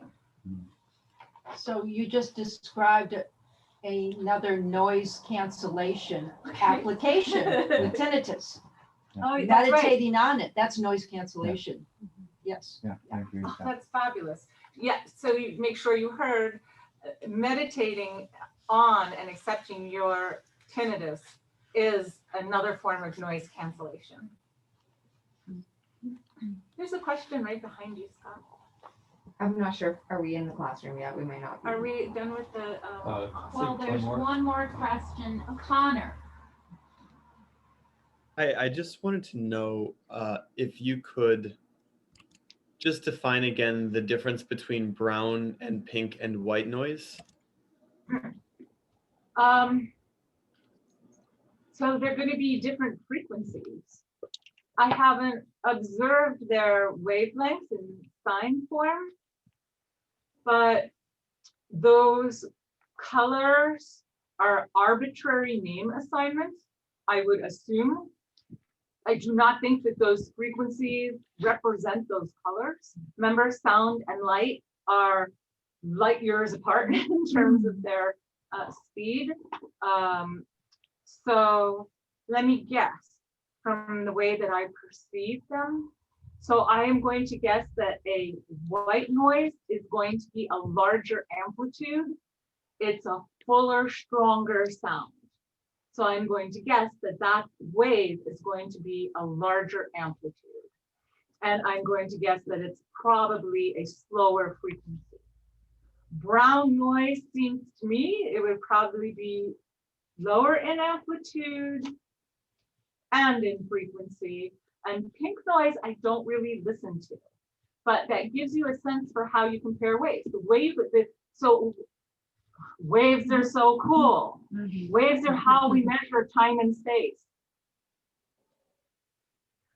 How fast did it go across the space? That's how we measure time and space, right? So those waves are easily measured. If you Googled them, you would easily see the formula and what I'm just intuitively describing right now. It would tell you the frequency in hertz of those waves. You could probably see pictures of them in sine waves. But if you're listening to them as a medicinal modality, you want to pick what calms you and makes you feel the way you want to feel. But literally, they're just going to be different expressions expressions of time and space. Is that helpful? I think so. Thank you. What are you trying to sort out for yourself? Kind of just the basic difference between white, brown, and like it sounded like these are sort of technical terms that people already know the difference of, and like wanted to sort of see if there was a difference, or I mean, if it sounds like I just have to hear it to know the difference, then I can probably just Google them, it sounds like, as well. Yeah, both ends. Okay. Both ends. And I would say I don't know how technical those terms are. They're definitely the terms that are used in the market when you buy a noise machine. Like that's what it says on the dial. Did that come from the scientific field, or did it come from Brookstone when they marketed their noise machine? I don't know. Yeah. But that's what that is. Yeah. It's colloquial. Oh, I see. Got it. Okay. It sounds like so complicated, but it's not. Until I start talking about time and space. So Yelmi. Hi, I have a question about, it's a practical question. Would binaural beats work if you were to sit or stand in between two monitor speakers, like facing you, instead of having That's a headphones? fantastic question. I want to say one thing to address that. Binaural beats exist in nature, but not at extended time intervals. So if you walked between two speakers, you would reach a moment of binaural beating as you tried to resolve the two different signals. That's how you locate sound. That's how you locate danger and keep yourself safe. But in nature, it only happens momentarily. And you kind of cock your ear and you figure out what you're listening to, and then the moment passes. The only place that binaural beats exist for long periods of time is if we create them using tone generators, and they can exist in mechanical apparatus, mechanical systems. So sometimes you have to clear them from your mechanical systems. So this is a new thing. This is something that our brains have not experienced before. It's not natural. There's no place in the world that you can sit and experience a consistent binaural beat for exactly 15 minutes. You could experience consistent sound. And here's another really interesting piece. What a great question. So first of all, what I just said ties into what many binaural beat researchers talk about, in which when you use binaural beats, you can expand your states of consciousness to where they had not been before. Because you are giving yourself a very high dose of something that exists naturally. It's very gentle, it can't hurt you. There are no side effects, but it just doesn't exist in that time frame. So now all of a sudden we're introducing something into our auditory brain that it's not experienced before. So there's all sorts of things that we could become capable of doing with this technology that we don't know about yet. And Monroe used it to unlock astral projection. And then the other thing that I wanted to say, I forgot it. Okay, it was really good though. I got so into that point, the other one's gone. Yeah, so that it was really about the binaural beats that are very much a new creation, and that exist only for moments in nature. So headphones are what work. Is that right? Yeah, you need it, and you have to have the headphones No. on so that the sound is continuously directed into your auditory canals.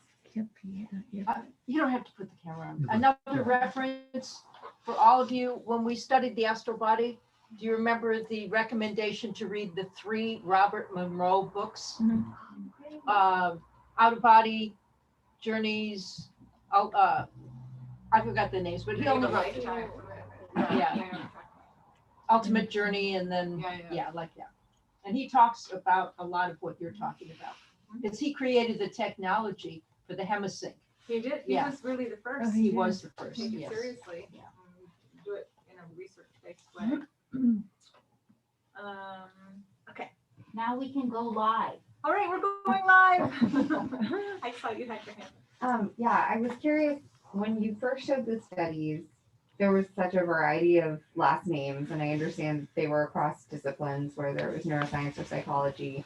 Where did you notice that the most research was happening from those studies? Was it in the US or was it based outside of the US? Oh, that's a great question. You know, so let me just carefully answer this question. At first, I thought that, you know, so United States, England, Australia, you know, where was the rest of the sound research? You know, why can't we access it? So it was a little interesting to me that those were the major places. And I think it's because there are different modalities of scholarship, and the other places may not be in our Western databases. And so sometimes searches show up. So I have a study from Hungary, from my father's hometown. I got to speak with some Hungarian researchers from where my father grew up. It was really cool. And they're the ones that did the trance research with 109 students. So it's not that the rest of the world is not sophisticated and studying these very same things. This is an internationally studied phenomenon. But our research bases seem to really have a net for specific areas. That's where you get the bulk of it. Can I ask an add-on question to that then? So it sounds like over the course of your research, you discovered that sound therapy was almost a tangential study for something that neuroscientists, for example, were actually focusing on. If you were to say the purists who are really looking at sound healing or sound therapy, what are they doing it for? What's their goal versus a neuroscientist who's thinking, oh, maybe this will be another toolkit for healing some component of Alzheimer's or something like that. Does that make sense? Yeah, it does. It makes a lot of sense. I spent a lot of time with all of those questions. So I'm going to try to summarize it. So your first question related to your previous question. The American sound healers use the term sound healing. British sound healers use the term sound therapy. There's a split in the field. And I didn't know it, and I was in one half. And then I found the other half. And once I used the term sound therapy, then I found American scientific research, a lot of which has to do with tinnitus or the tinnitus method, things like that. But the gaping hole that you're also putting your finger on is that there is no body of scientific sound healing research. And that was my mission. I wanted to be the bridge between something that we all intuitively experience major healing from and have for 6,000 years, as far as we know. And by that, I mean probably further, because it's one of our natural gifts. It's here, your voice. You take it with you everywhere. One of the most healing tools you have. So why no science? That's changing right now. And I said, binaural beats is a place that's changing. So I'm going to spotlight that and be a bridge and bring the science. This is an exciting time when quantum physics, quantum philosophy has so much to do with it. It's introducing back into intuitive, phenomenological knowing. It's introducing data back into that. So you're asking a huge question, which is, where is the science? And they're just finding each other, and it's all resolving. It's all resolving. And so I wanted to bring the binaural beat research into the field. And I will also tell you that David Gibson, it used to be Globe Institute. It's now Sound Healing Center. It's right here in Sausalito.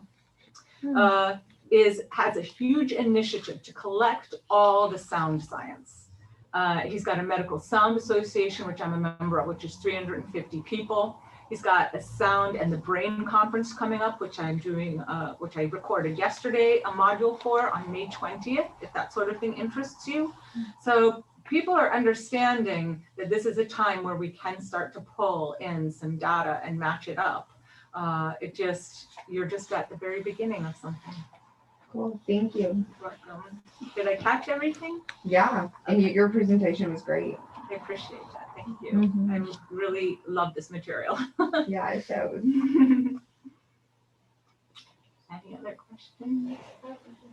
Hi, so related to this module we're doing, and as a recovering overanalyzer, what tools or techniques from sound healing would you recommend? Oh, that's a great question. So I do this as well with the heart math, because really everything intuitively works together so nicely. So the meditation sanctuary meditation is actually part of everything that I do.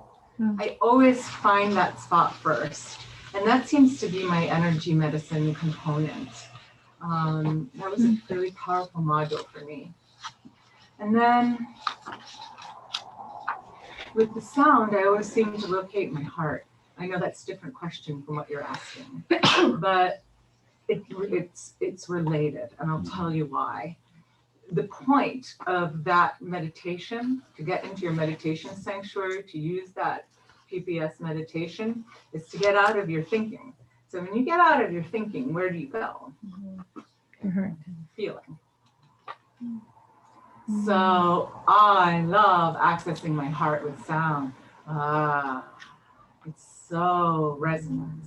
If you've ever heard one of those fantastic voice coaches, we kind of talk up here, like with girls, but you're down here. I heard him do that the first time. I was like, I'm never doing that again. And it's such an analyzer sound too. It's so squeaky. So that I hope that starts to help open those channels for you, because that you can use that sound to pull yourself into your feelings. And as soon as you get in that meditation sanctuary, it just starts to, for me, it just naturally starts to open. Those other chakras, those other energy centers start to open. I tend to have a problem. I tend to have a block at my third. I tend to be like, there's a top half and a bottom half.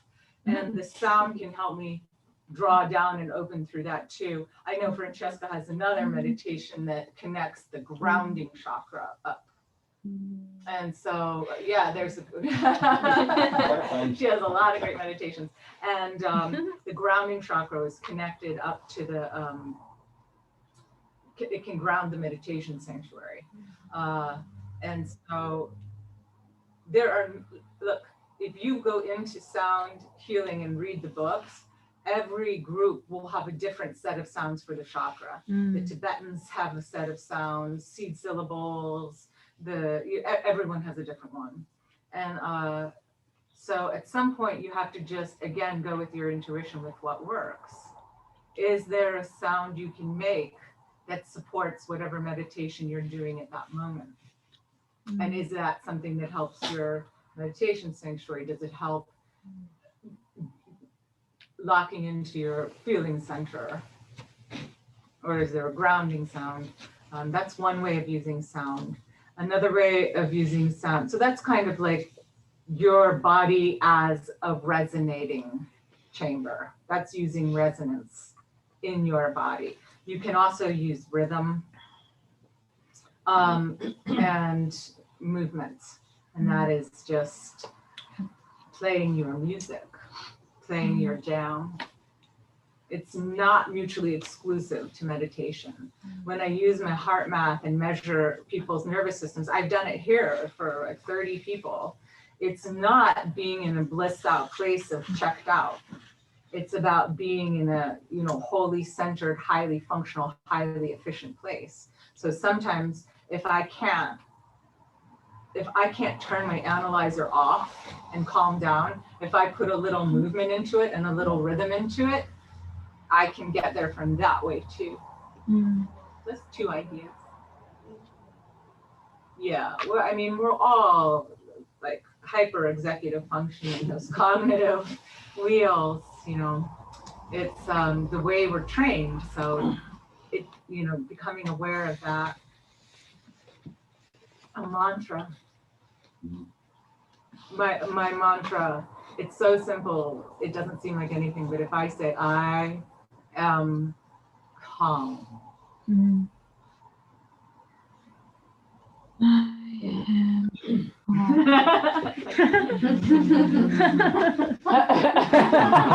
Somebody blissed out. That's perfect. So yeah, never underestimate the power of stating mantras to yourself to support any of your meditations. Thank you. So first of all, I want to say I'm really inspired by you.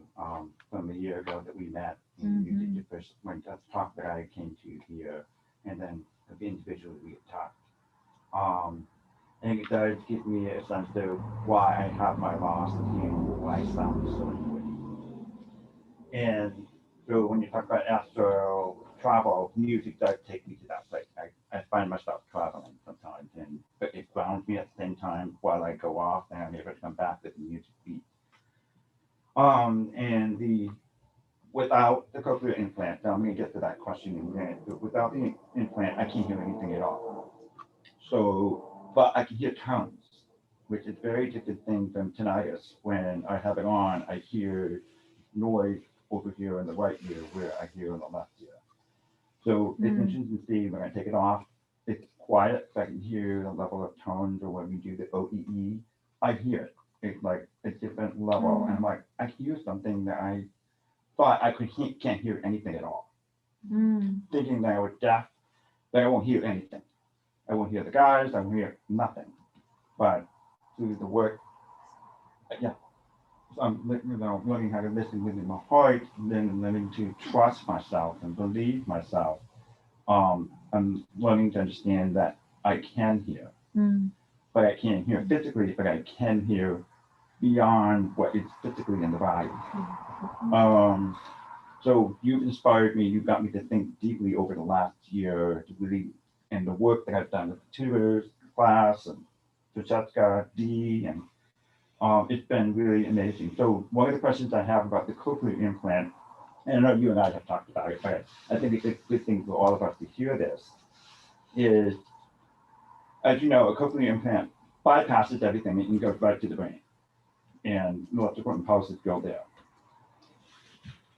I can only hear out of one ear, so I can't hear out of this ear. So binaural beats, are you saying that it's like completely moot for someone to me to have that effect? When I asked an audiologist, a UCFS audiologist, at my hearing aid center that question during my research, he said, no, you cannot hear binaural beats if you only can hear in one ear. Who is this audiologist? It's the Marin Hearing Clinic. Oh, it's the Marin, okay. Marin Hearing. It used to be 3 gals, and now the guy from UCSF joined them. And so it's a definite no, or you have a different theory? Well, he said a definite no. But as I shared with you, I came across a very interesting study that Dr. Oster has in his seminal article, which said that you don't have to be able to hear, to perceive binaural beats in order to receive their benefits. So they tested that. They tested that by taking the frequency, the carrier frequency below audible level, and they were still seeing the binaural impact. So to me, that says that's an open question, and you're having a personal experience. Yes. So that to me would say it's a very open question that would be really interesting to research. Yeah, because when we if talked your about brain waves change. Yeah, when we talked about it the first time, I was like, It's okay, happening. I'm going to go back home and put on those headphones. He's like, and I want to just hear see those binaural beats. what I really have that effect. And there are certain types of music of the binaural beats that I pick up and kind of get into a certain state. And there are others I'm like, oh, I don't like this. It doesn't sound right. So that's why I got really curious about that and go, like as always as a child, I would like refuse to be told that I can't do A, B, or C. As you talked about in the beginning about your experiences, and I was like, no, it's not going to happen. I have to try to be beyond the limitations that were placed on labeling and all of that stuff that we talked about in male, female energy and our own limitations that we create. The analyzer is talking. You can't do that. Well, up until recently, we believed that all learning was done and the adult brain was finished. That was recent. And then we learned about neuroplasticity. And then we learned about what's the field of the genes, epigenetics, that your genes are not your destiny. And then we had David Eagleman. That's like, well, actually, it's not just neuroplasticity. Your brain is something that is beyond what you can comprehend, and I call it liveware. So now I'm like, okay, I don't believe any of these limiting statements. There is just only asking the questions. Yeah. Okay, Thank you. And you made me remember what I forgot. That other question, is she still here? I don't know if she's still here. Well, the other thing that I wanted to share was that, so monaural beats, actually one of the studies that says, oh, but we conclude that neither monaural beats or binaural beats can have any effect on your mood. I said, that's really interesting. And that's a very widely received study. That's very interesting because you know what monaural beats are? Regular sound. So they published a study that said that regular sound has no impact on your moods. I'm like, I don't know if people are going to agree with that one. But they also learned that the rhythm that entrains you is in the sound envelope of those monaural beats. It's the way that sound envelope is created and reaches you. Binaural beats doesn't have that sound envelope. It's raw. You put it together in your brain. That's why it doesn't have the rhythmic entrainment effects. It's a different thing. That's the thing that she prompted me, and you again re-prompted me to say. So that's where it becomes, oh, what is this? This is something very different. Now we're in resonance. Now we're in field theory. Now we're in hemispheric synchronization. Very different. And so when you say to me, I'm hearing something, I'm thinking about all these other things, right? Yeah. Thank you.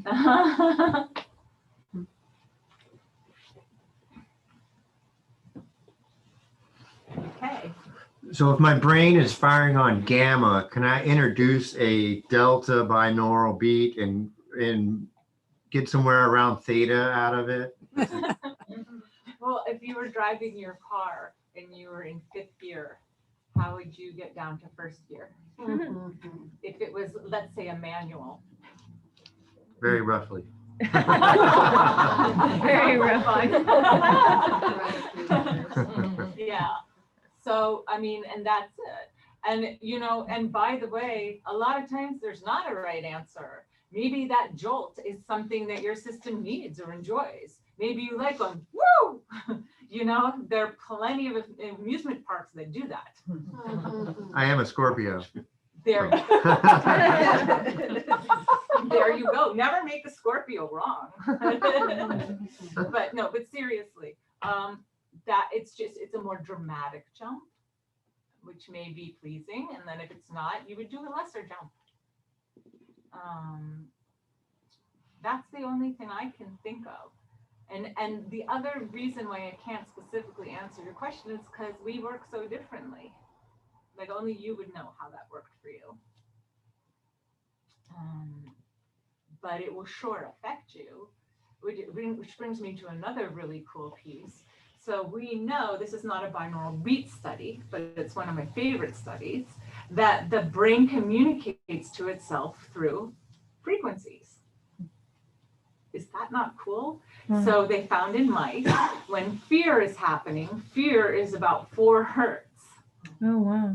Not a binaural beat, a fear wave is 4 hertz, and they identified it in the frontal cortex and in the amygdala.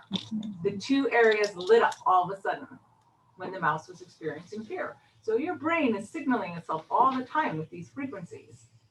I'm just talking about one specific way of speaking to that. So I don't know why that question brought it up for me, but it was just to say that you are always able to have a relationship to the dominant frequencies in your brain and speak to it, communicate to it, and shift things in whatever way feels right for you. Thank you. Yeah, you're welcome. Great question. I have a few questions. You're gonna have to talk louder. Pull your mask down. I have a few questions. Yeah, we can't really hear, I can't hear you, so Elizabeth can't hear you. Come closer. Yeah. Can you hear me now? Okay. Okay. Could you first repeat the 3 resources that you gave at the end of the presentation? Holosync, HOLOSYNC. These are all going to be .com. Hemisync, HEMI-SYNC.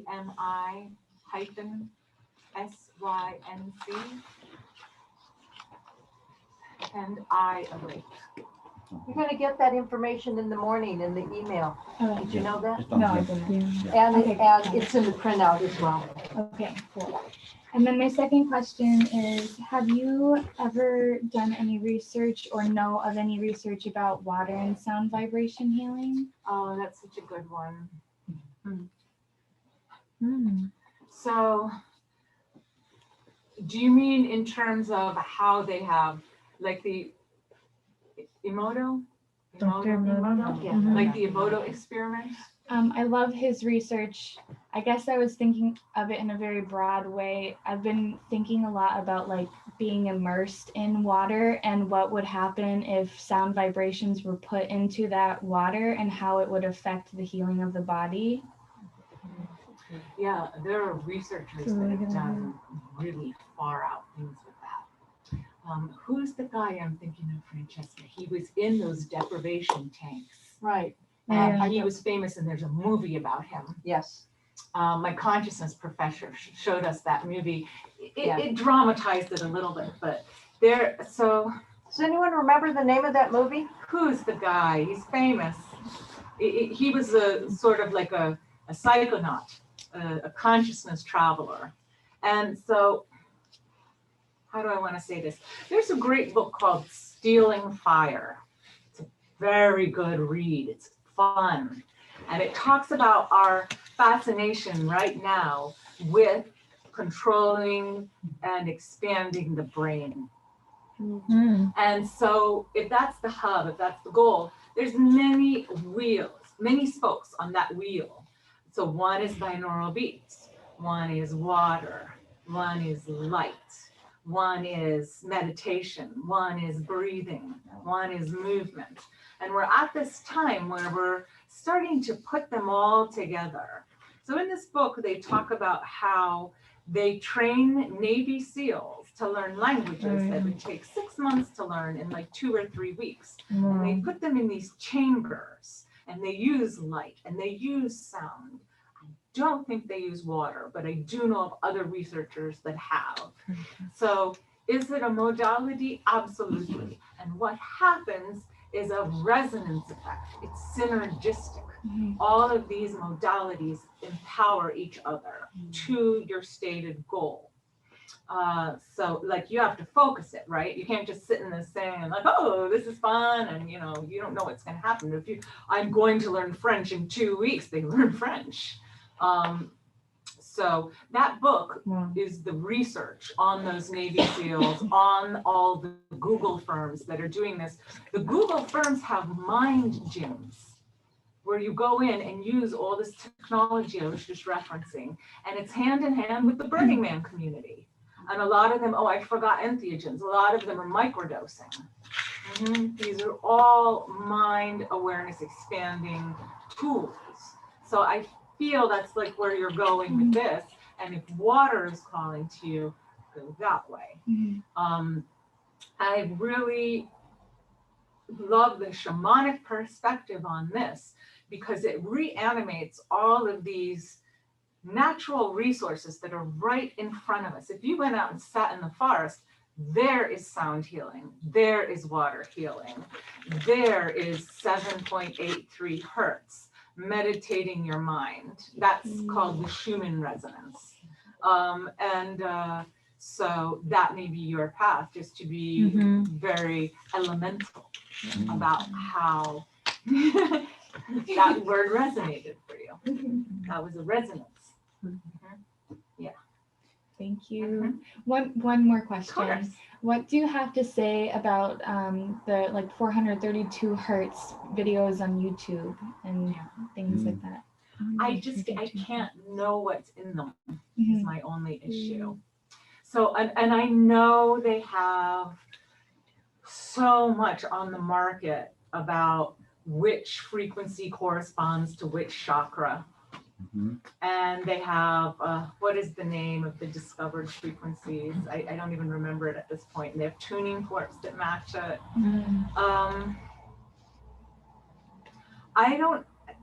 So David Gibson will be the first person to tell you, like I said with the seed syllables, everybody has a different chart that says what frequencies mean what. We don't have the science yet. But if you are listening to a frequency and it has an effect on you, that's good. Music itself is healing. Music itself, you don't have to know the frequency or the rhythm or whatever. If I play a flute and you like it, it's good. That's how you know. If I play a cymbal and you wince, you're not a metal person. You're not you don't want the sharp tones. So that's the only way we have to go about that right now until there's research like this that actually correlates those frequencies to a solid database of repeatable results. I know that's not popular to say, but it's great. It's the answer I was looking for. Yeah. Okay. Yeah. Thank you. Fair enough. 5 minutes. 5 minutes. Okay, we have 5 minutes. Yes. Mine is just kind of a follow-up question to what she last asked about. So would that be what? She can't hear you. Sorry. My question is just a follow-up to Hannah's last question about like the 432 hertz. So would that be what like the solfeggio tones fall under? Thank you. That's the word I was trying to remember. The solfeggio tones. Yeah. Okay. Because I listened to a lot of those. I also listened to binaural beats, but I just wasn't sure if there was the science behind the solfeggio tones. Yeah. I haven't seen the science. I've seen the mystery. Right. I have seen someone like decode the numbers out of the biblical phrases, and it's kind of weird. It does do a sequence. Yeah. There's something it's there wild. where we just really, it's not data driven yet. Got it. So I'm open to everything, but I just like to be clear about where I'm giving the information from. Right. And you're going to be your best judge about what. To be honest with you, I have wonderful meditation tapes in the solfeggio.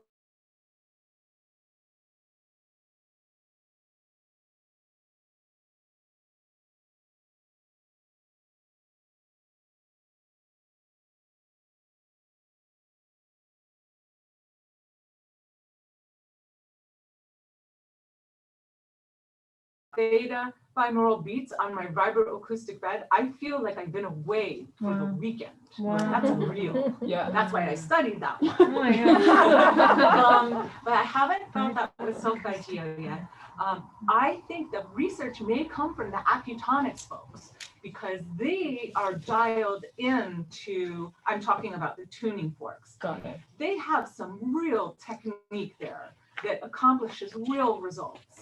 And I so wish there was some science that matched with what they're doing because they're using all those frequencies with results and effects. I have a lot of respect for that modality. I just hope someone starts to pull the science in for it. And I think that's where it'll come from. Thank you. You're welcome. we have a last question? Last question. I have a question. My question is, how would you address ADHD using binaural beats? Do you have a suggestion? Beta. So binaural, so the theory is, and I've seen published articles in both the heart math, which is not binaural beats, and in the sound community that talk about this, and that the overall brain waves of an ADHD presentation are slower than the average brain waves. Like we're in beta, produce, and an ADHD brainwave is a little more chill. So why are they hyper?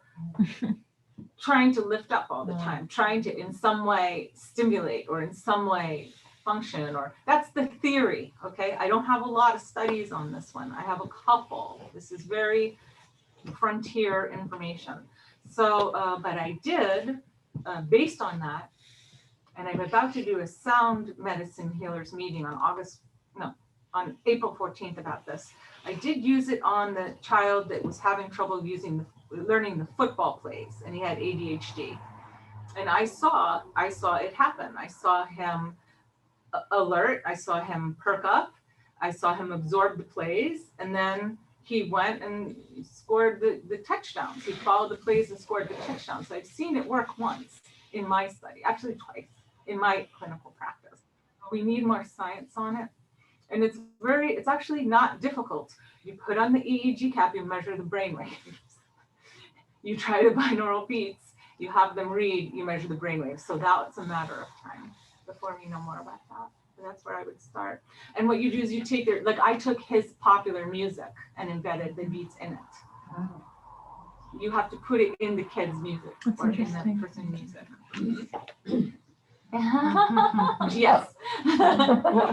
There was one, is there time for one more? I could ask you one-on-one, but I just remember coming to the workshop and you used tuning bowls, those crystal tuning bowls.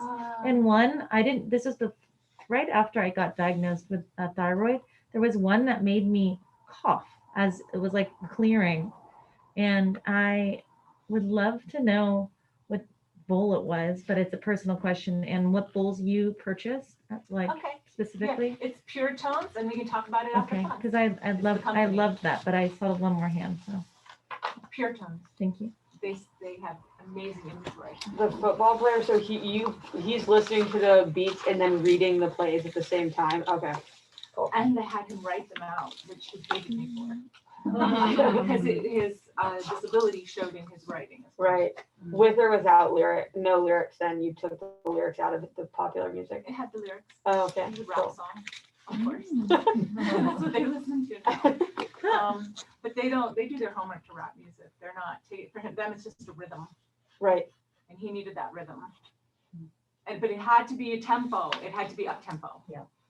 Like it wouldn't have worked with a slow tempo. Right. But it was, so it had to be at 120 BPM or higher. For how long? For how long did you do it? I believe it was a full 1 hour session, which he was not that happy about either. It was a lot of plays. Yeah. Thank you for your Yeah, time. thank you. Thanks for reminding us that we are all snowflakes. Yeah.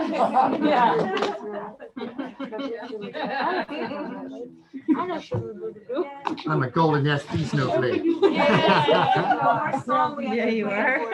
I'm all about it. I have Misophonia too. Like what you play. Yes, Every play time it. that is, it's gonna be like, can someone just find that? Misophonia, it's like when you. I have to drive without that. We're done.